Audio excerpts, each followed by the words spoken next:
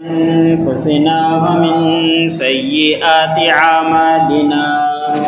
من يهده الله فلا مضل له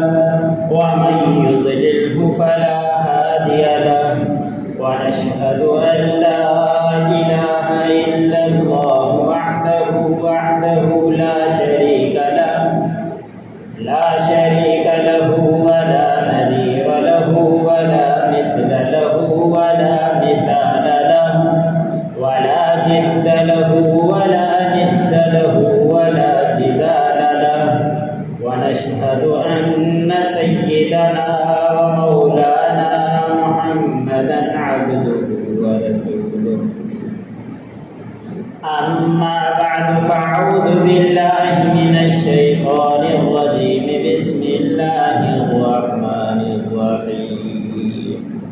قل متاع الدنيا قليل والآخرة خير لمن اتقى وقال الله تبارك وتعالى في مقام آخر اعلموا أنما الحياة الدنيا لعب وله وقال النبي صلى الله عليه وسلم الدنيا ملعونة وطالبها كلاب أو كما قال النبي صلى الله عليه وسلم صدق الله العظيم وصدق رسوله النبي الكريم ومن الشاهدين والشاكرين والحمد لله رب العالمين. دل کی گہرائیوں سے درود شریف اللہم صلی علی محمد وعلی آل محمد کما صلیت علی ابراہیم وعلی آل ابراہیم انک حمید مجید اللہم بارک علی محمد وعلی آل محمد کما بارکت علی ابراہیم وعلی آل ابراہیم انک حمید مجید.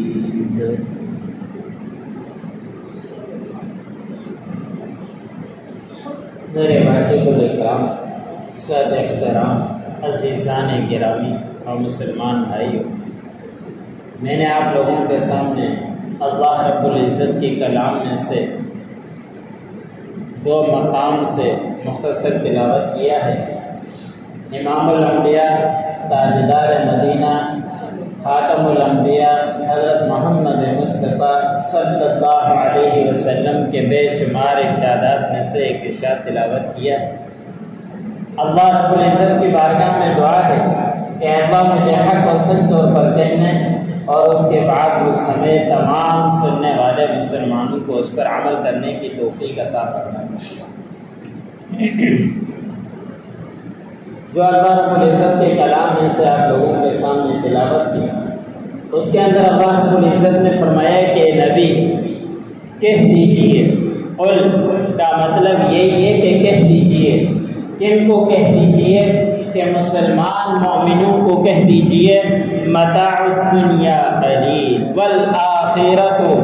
خیر لمن اتقى، کہ دنیا کا سامان تھوڑا سا ہے، مختصر ہے، اور آخرت کی زندگی بہترین زندگی ہے، اور وہ تمہارے لیے ان لوگوں کے لیے ہے جو تقوی اختیار کرتا ہے. دنیا کے اندر ہم جینے کے لیے تو آئے ہیں، لیکن اللہ رب العزت نے یہ ہمارے لیے امتحان کا مقام بنایا ہے. امتحان کے مقام کے اندر تیاری کرنی ہوتی ہے کہ آخرت کی فکر رکھتے ہوئے انسان زندگی گزارے. انسان کی زندگی کتنی ہے؟ کھینچ تان کے 70 سال تک وہ صحیح رہتا ہے، 70 سال کے بعد دوسروں کا محتاج ہو جاتا ہے،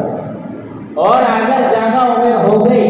اس ماحول کے اندر تو 100 سال سے اوپر نہیں جا سکتی. امام الانبیاء بھی فرما گئے کہ میری امت کی اوسطاً عمر 60 سے 70 سال ہے، یعنی 60 سے 70 سال تک وہ بہتر زندگی گزار سکتا ہے، اس کے بعد دوسروں کا محتاج ہو جاتا ہے. لیکن ہمیں اس بات کی طرف غور کرنا چاہیے،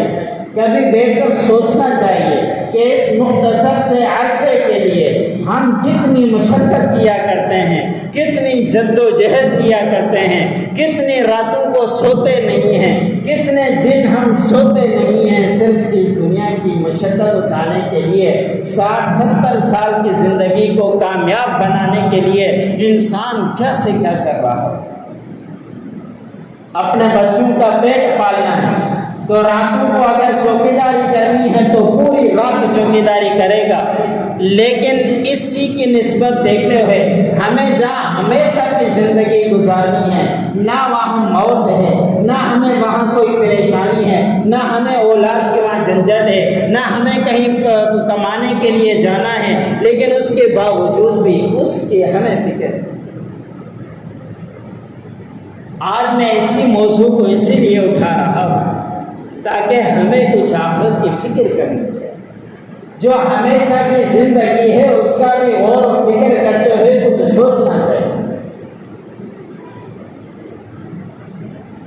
اس زندگی کو کامیاب بنانے کے لیے اللہ رب العزت نے کتنے انبیاء اکرام بھیجے ہیں کہ جا کے انسانوں کو دعوت دیں, انسانوں کو سمجھائیں کہ تمہارے لیے یہ دنیا عارضی ہے اور ٹھکانہ تمہارا آخرت کا ہے, لیکن جو کافر لوگ ہیں ان کے لیے ٹھکانہ یہی دنیا جنت ہے, لیکن آخرت میں ان کے لیے کچھ نہیں.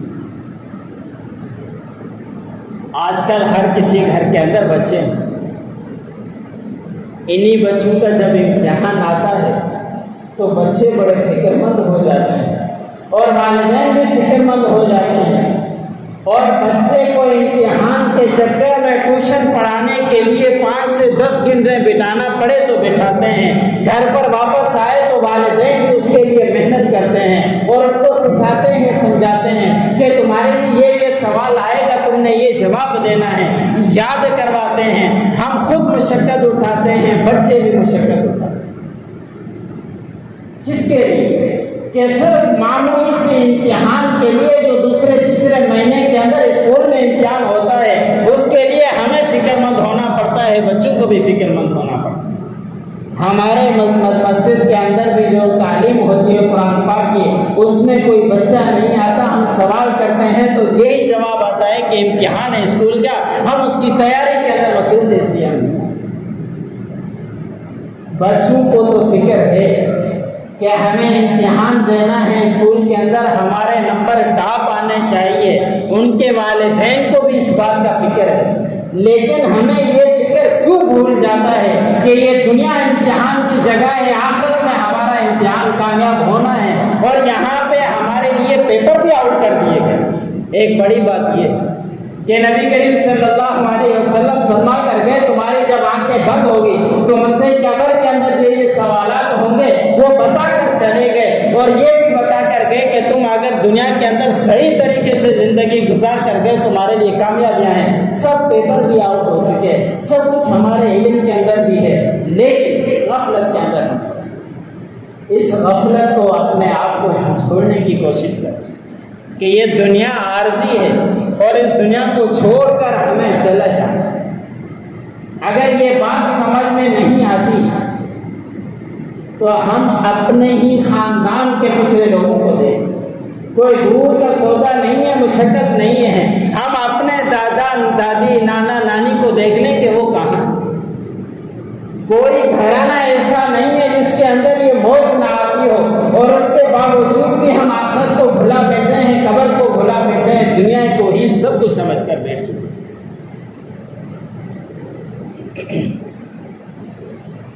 نبی کریم صلی اللہ علیہ وسلم نے فرمایا الدنیا سجن المؤمن و جنت الکافر, کہ یہ دنیا کافروں کے لیے جنت ہے لیکن مومن کے لیے قید خانہ ہے. وہ کس طرح کہ جب کوئی انسان جیل کے اندر جائے تو جیل کے اندر جانا کون پسند کرتا ہے؟ ایک دن رہنا پسند کرے گا, دوسرے دن نکلنے کی کوشش کرے گا, تیسرے دن بھی کسی طرح بہانے بنائے گا, اپنے بڑوں تک پیغام پہنچائے گا کہ مجھے یہاں سے کسی طرح نکالو. یہی مثال ہے کہ ہم مومن ہیں, ہمیں یہ دنیا چھوڑ کر چلے جانا ہے, تو اس کی ہمیں فکر ہونا چاہیے کہ جب ہم جلدی آخرت میں جائیں ہمارے لیے وہاں باغات ہوں, ہمارے لیے وہاں خوشیوں کا ٹھکانہ ہو, لیکن یہ اس وقت ہوگا ہم دنیا کے اندر صحیح زندگی گزاریں گے تو آخرت کی بھی ہمیں فکر ہو۔ کتنے واقعات بزرگوں کے اس طرح کے، ایک معمولی واقعے کی وجہ سے وہ دنیا کو چھوڑ کر زہد کے راستے میں چلے گئے، اللہ والے بن گئے، بزرگ بن گئے، بادشاہ ہوتے ہوئے بھی دنیا کو ٹھکرا کر چلے گئے اور جا کر زہد والی زندگی گزاری۔ حضرت ابراہیم بن ادہم رحمہم اللہ بادشاہ ہو کر گزرے، وقت کے بادشاہ گھر کے اندر سو رہے، ان کو بزرگی کی طرف کس طرح آئے ان کا واقعہ کتابوں کے اندر لکھا ہے کہ ایک دن گھر کے اندر سو رہے اور سوتے ہوئے دیکھا کہ چھت کے اوپر کوئی ہے، اور وہاں جا کے پتہ کیا تو کہا کہ کون؟ تو چھت پہ کا کسی نے جو اس کا دوست تھا، اس نے کہا کہ میں فلاں آپ کا دوست ہوں۔ انہوں نے کہا کہ ابراہیم بن ادہم نے کہا کہ رات کے وقت اندھیرے میں آپ یہاں میرے گھر کی چھت پر کیا کر رہے؟ انہوں نے کہا کہ میرا اونٹ گم ہو گیا ہے، میں اس کی تلاش میں آپ کے گھر کی چھت کے اوپر آیا ہوں۔ ابراہیم بن ادہم نے کہا کہ آپ کا دماغ ٹھکانے پر نہیں ہے، آپ کو یہ بات سمجھ نہیں آ رہی کیا کہ گھر کے چھت کے اوپر کوئی اونٹ ملا کرتا ہے جو آپ آ کے یہاں اونٹ تلاش کرتے ہو؟ ان کے دوست نے کہا کہ میں یہی بات سمجھانے کے لیے آپ کو آیا ہوں کہ اونٹ جب یہاں نہیں ملے گا وہ بیابان جنگل میں جا کے تلاش کرنا پڑے گا۔ آپ بادشاہی والی زندگی گھروں کے اندر گزار رہے ہو اور یہاں پہ آپ عیش معاشرت کر رہے ہو، یہ دنیا ایسے ہی ہے، عیش معاشرت یہاں نہیں ملے گا، آپ کو یہ راستہ چھوڑنا پڑے گا، اس کے بعد آپ کی زندگی سنور سکتی ہے، آپ کو زندگی تقویٰ والی اختیار کرنی پڑے گی، آپ کو یہ دنیا کی عیش معاشرت چھوڑنی پڑے گی، اس کے بعد جا کے آپ کو زور ملے گا، پرہیزگاری ملے گی، پھر اللہ والے۔ ابراہیم بن ادہم کی یہ ایک بات ایسی سمجھ میں آئی، اسی وقت بادشاہت کو ٹھکرا دیا، بادشاہت کو چھوڑ دیا اور کپڑے ایسے پھٹے پرانے پہن کر بیابان جنگلوں پہ جاتے اندر عبادت کرنے۔ ہم مسلمانوں کے لیے حکم نہیں ہے کہ پہلے بزرگوں کے اندر جو یہ کام تھا کہ وہ رہبانیت اختیار کیا کرتے تھے کہ جا کے جنگلوں کے اندر عبادت کیا کرتے تھے، ہماری شریعت میں یہ جائز نہیں ہے، لیکن وہ بزرگ تھے، اللہ والے تھے، یہ کام ہونا تھا ان کو نصیب میں، وہ چھوڑ کر چلے گئے اور جا کے عبادات کے اندر وہاں عباداتوں کے اندر لگے رہے اور بہت بڑے اللہ والے اور بزرگ ہو کر گئے۔ ایک دن اسی کے پاس سے ایک دوست گزرا اور گزرتے ہوئے کہا کہ آپ اتنی بڑی عالیشان زندگی چھوڑ کر آئے ہو، آپ کے اوپر بڑا افسوس ہے، آپ اتنے محلات کو چھوڑ کر اس بیابان جنگل کے اندر آ کے عبادت کر رہے ہو، کس طرح مشقت والی زندگی گزار رہے ہو؟ ابراہیم بن ادہم نے کہا کہ یہ کوئی معمولی زندگی نہیں،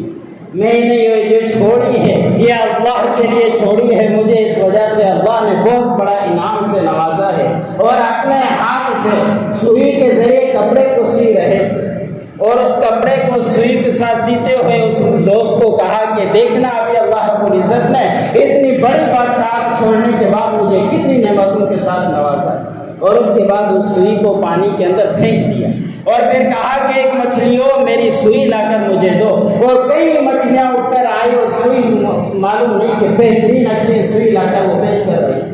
ابراہیم بن ادہم نے کہا کہ یہ میری سوئی نہیں ہے، مجھے اپنی ذاتی سوئی چاہیے، وہ لا کر دکھلاؤ، اور پھر وہ ایک مچھلی ذاتی سوئی لا کر دکھلائی، سوئی لے لی۔ اس کے بعد اپنے دوست کو کہا کہ وہ زندگی میں اسی لیے چھوڑ کر آیا کہ اللہ رب العزت نے مجھے اتنا نواز دیا ہے، مجھے اب دنیا کی کوئی پرواہ نہیں۔ تو میرے بھائی اور دوستو، یہ دنیا عرض ہے، ہم میں سے ہر کسی کو چھوڑ کر چلے جانا،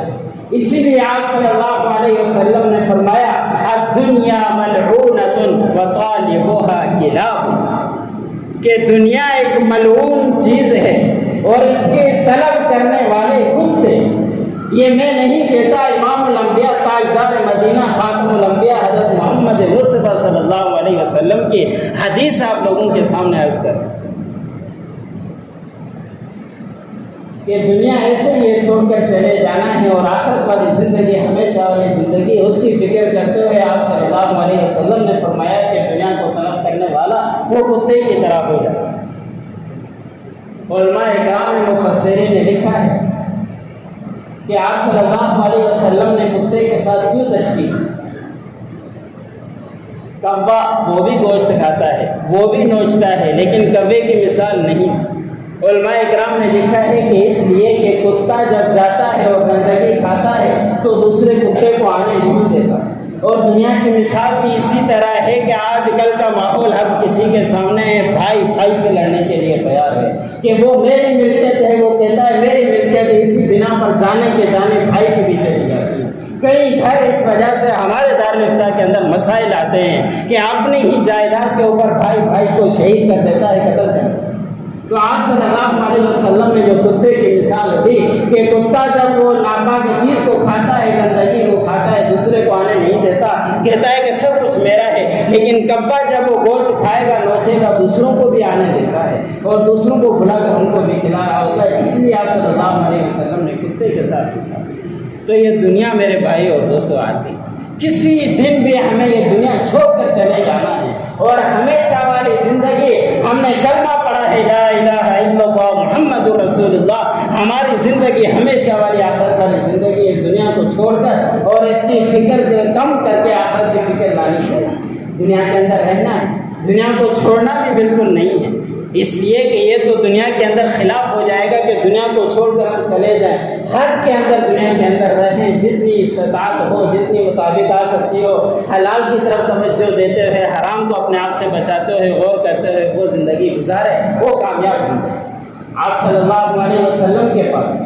اللہ رب العزت کی طرف سے حکم آیا کہ آپ کہو تو ہم آپ کے لیے احد کے پہاڑ کو سونے کا بنا دیں، آپ کے لیے جتنی جائیداد چاہیں آپ کے لیے کر دیں، لیکن آپ صلی اللہ علیہ وسلم نے کیا فرمایا؟ حضور صلی اللہ علیہ وسلم نے فرمایا کہ مجھے سونے کا پہاڑ احد سونے کا پہاڑ نہیں چاہیے، میں تو چاہتا ہوں ایک وقت آپ کا کھانا کھاؤں تو شکر ادا کروں، دوسرے وقت پہ میں بھوکا رہوں تو آپ کی عبادات کیا کروں، آپ کی طرف توجہ کیا کروں، آپ کی عبادات کے اندر بڑھ چڑھ کر عبادتیں کروں۔ حضرت عمر رضی اللہ تعالی ایک دن آپ صلی اللہ علیہ وسلم کے گھر کے اندر گئے، آپ صلی اللہ علیہ وسلم کے گھر کے اندر دیکھا ایک کونے کے اوپر تھوڑی سی جو رکھی ہوئی ہے، اور دوسرے طرف دیکھا کہ وہ جو کھال ہوتی ہے وہ کھال ایک دو پڑی ہوئی ہے۔ آپ صلی اللہ علیہ وسلم کے جسم عطر کے اوپر سونے کے نشانات ہیں، اٹھے تو اس کے اوپر نشانات تھے۔ حضرت عمر رضی اللہ تعالیٰ نے فرمایا کہ امام الانبیاء تاجدار مدینہ، آپ اللہ رب العزت سے دعا کریں آپ کی کس طرح کی زندگی ہے کہ اتنی مشقت و تکلیف کے اندر زندگی گزار رہے ہیں۔ حضور صلی اللہ علیہ وسلم نے ناراضگی کا اظہار کیا کہ کیا آپ یہ چاہتے ہو کہ ہمیں ساری دنیا آخرت والی زندگی دنیا کے اندر سب کچھ مل جائے اور ہم آخرت میں ایسے ہی رہیں؟ میں ہرگز ایسے نہیں چاہتا، یہ دنیا ایسے ہمیں زندگی گزار کر جانا ہے، ہمارے لیے ٹھکانہ آخرت کا ٹھکانہ ہے۔ تاجدار مدینہ امام الانبیاء، ہم انہی کے پیروکار ہیں، کس طرح گھر کے اندر زندگی گزاری؟ کئی مہینوں تک ہم عائشہ صدیقہ رضی اللہ تعالی عنہ فرماتی ہیں ہمارے گھر کے اندر آگ نہیں جلا کرتی تھی، چولہا نہیں جلا کرتا تھا، اور چولہے کے مقام پر گھاس اگ جایا کرتی۔ ہمارا کون سا گھرانہ، گھر بانا گھرانہ ایسا دکھا دیے جس گھر کے اندر 3 ٹائم یا 2 ٹائم کم از کم روزانہ کھانا نہ بنتا۔ آپ صلی اللہ علیہ وسلم اس طرح کی زندگی گزارے، تو ہمیں بھی چاہیے کہ ہمیں آخرت کی فکر کرتے ہوئے زندگی گزارنی چاہیے۔ دنیا کو ہم جتنا بھی طلب کر دیں، لیکن ایک دن یہ ہمیں یہی چھوڑ کر چلے جانا ہے، ہمارے ساتھ کچھ بھی نہیں آنا۔ ہمارے ساتھ امام الانبیاء نے فرمایا کہ وہ چیز جائے گی جو تم عمل کر کے جاؤ،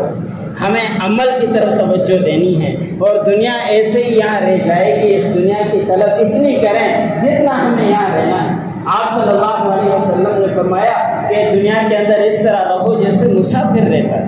مسافر کہیں جاتا ہے 15 دن 20 دن 1 مہینے کے لیے، کتنا راشن لے جاتا ہے، کتنا سامان لے جاتا ہے، عارضی بستر لے جائے گا، عارضی سامان لے جائے گا، اس کو پتہ ہے کہ مجھے واپس اپنے ٹھکانے پر جانا ہے۔ تو ہمارا ٹھکانہ یہ نہیں ہے، یہ مسافر خانہ ہے، ہمارا ٹھکانہ آخرت والا ٹھکانہ ہے، اس کی تیاری۔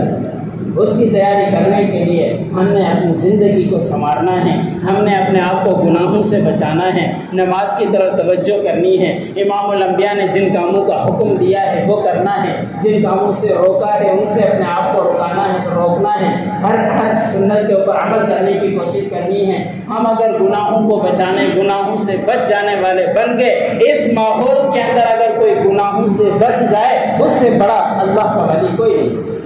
ہمارے لیے اس وقت گناہوں سے بچنا بہت مشکل ہے۔ ہم نہ آنکھوں کے گناہوں سے بچ سکتے ہیں، نہ زبان کے گناہوں سے بچ سکتے ہیں، نہ کانوں کے گناہوں سے بچ سکتے ہیں۔ اس ماحول کے اندر امام الانبیاء نے فرمایا کہ آخری وقت ایسا انسانوں کے اوپر آئے گا، مسلمانوں کے اوپر آئے گا، وہ اس وقت کامیاب ہے جب گھر کے اندر رہیں، گھر سے اتنا باہر زیادہ نہ نکلیں۔ ہم گھر کے اندر رہیں، اس زبان کو محفوظ رکھیں، اپنے آنکھوں کے گناہوں کو پاک رکھیں، اپنے کانوں سے بےہودہ باتوں سے اور گانوں سے سننے سے اپنے آپ کو بچائیں۔ اللہ رب العزت کی بارگاہ میں دعا ہے جتنی بھی باتیں ہیں اللہ مجھے بھی سننے والوں کو ان باتوں پر عمل کرنے کی توفیق عطا فرمائے۔ وآخر دعوانا الحمدللہ۔